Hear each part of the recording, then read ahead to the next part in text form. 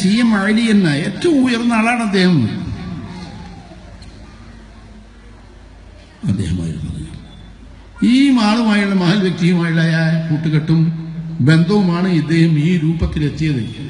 അസാധാരണത്വത്തിനും ഈ ലോകത്തുള്ള സർവ്വ യാഥാർത്ഥ്യങ്ങൾ മനസ്സിലാക്കാനുള്ള കഴിവ് അദ്ദേഹത്തിൽ നേടിയതാണ്. പറഞ്ഞത് അദ്ദേഹമാണ് പറഞ്ഞത്, നിന്നെ ഞാൻ നേതൃത്വത്തിലേക്ക് ആക്കിയിട്ടുണ്ട്.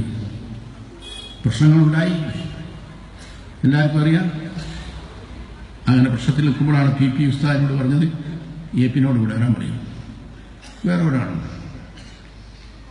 ചോദിച്ചു, നിങ്ങളെന്താ യോഗം നടത്താമെന്ന് തീരുമാനിച്ചു, പിന്നെ എന്തുകൊണ്ടാണ് നടത്താതിരുന്നതെന്ന് ചോദിച്ചു. എറണാകുളം അങ്ങനെ പ്രശ്നമുണ്ടെന്ന് പറഞ്ഞു. ഒരിക്കൽ നടത്താമെന്ന് പറഞ്ഞ് വേണ്ട എന്ന് വെക്കലാണോ? എന്താ ഇതിന്റെ കാരണം എന്ന് വെച്ചു. ഇന്നീ ഖശീതു അൻ തഖൂല ഫറഖ്ത ബൈന ബനി ഇസ്രായേൽ. ഞാൻ ഗ്രൂപ്പീസ് ഉണ്ടാക്കുന്ന ആൾക്കാർ പറഞ്ഞോ, ഞാനത് പോയി നടത്താൻ കഴിയായിട്ട് ഞാൻ നടത്തിയാണ് നടക്കും. അത്രയും വളണ്ടിയേഴ്സിന്റെ TSK തങ്ങളാണ് അവിടെ നടത്തുന്നത്. പതാകകളൊക്കെ വന്നു കഴിഞ്ഞു. ഒരാൾക്കവിടെ എല്ലാം പറ്റില്ല. എറണാകുളം ഇവിടുത്തെ കേൾക്കുന്നവരെ തന്നെ ഇവിടെ ഇരിക്കുന്നത് അറിയുന്നവരുമാണ്. ഞാൻ പോയിട്ട് പറയേണ്ടി വരും, എൻ്റെ മുമ്പൊന്നും അറിയില്ല, ഞാൻ ഇതിൻ്റെ ഇതാളാ ഇല്ല ആളായെന്ന്. ഇന്നീ ഖശീതു അൻ തഖൂല ഫറഖ്ത ബൈന ബനി ഇസ്രായേൽ. ഹാറൂൻ നബി അലൈഹി സ്വലാം മൂസ നബി അലൈഹി സ്വലാമിന്റെ ചോദ്യത്തിന് പറഞ്ഞില്ലേ,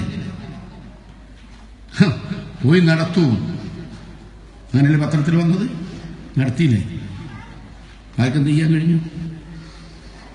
ഏത് പ്രശ്നങ്ങൾ ലോകത്തിനുണ്ടായിട്ടും അനുഭവജ്ഞാനം വെച്ചുകൊണ്ടിട്ട് നോക്കുമ്പോൾ ഉസ്താദിന്റെ അറിവ്, ഇങ്ങനെയുള്ള അറിവുള്ളവർക്ക് തന്നെ ഇതിന് നേതൃത്വം നൽകാൻ കഴിയുള്ളൂ, ഇതിന്റെ ഉന്നതിയിലെത്തുകയും ചെയ്യുള്ളൂ. ഉദ്ദേശ ലക്ഷ്യത്തിൽ തന്നെ എന്തെല്ലാം എത്തി, എന്താ എത്താനുള്ളത്? എത്തിക്കൊണ്ടേയിരിക്കുന്നു എവിടെയും.